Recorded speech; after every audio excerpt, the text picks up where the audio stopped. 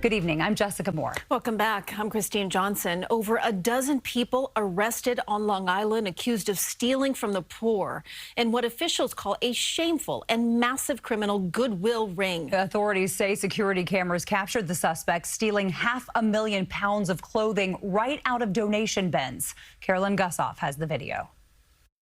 The good deed of donating clothing was meant to help someone in need, but watch who was getting there first. You thought you've seen everything. Could you believe people would steal from a clothing bin and that they figure out a way to make money? Suffolk County officials say a disgraceful scene was played out hundreds of times over the last year. Thieves shoving their entire body into donation bins, then emptying them of clothing intended for people in need. We didn't know who was doing it, prior to the investigation.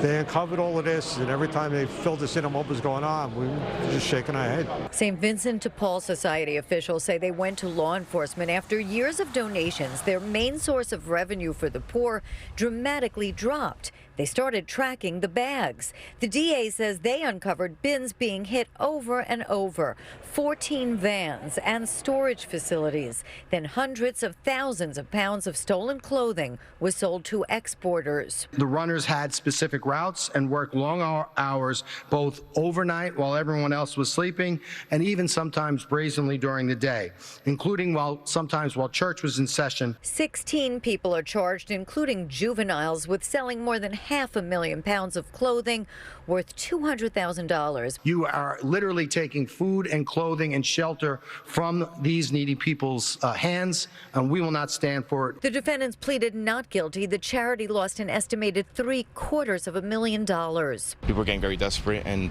creative, if you will, not in a good way. Since their surveillance cameras clearly weren't a deterrent, officials with St. Vincent de Paul say they're looking into other ways of making their donation boxes theft-proof. Since the arrests, donations are up 50%. In Lindenhurst, Long Island, Carolyn Gussoff, CBS News, New York. Attorneys for the two alleged ringleaders did not respond to Carolyn's request for comment.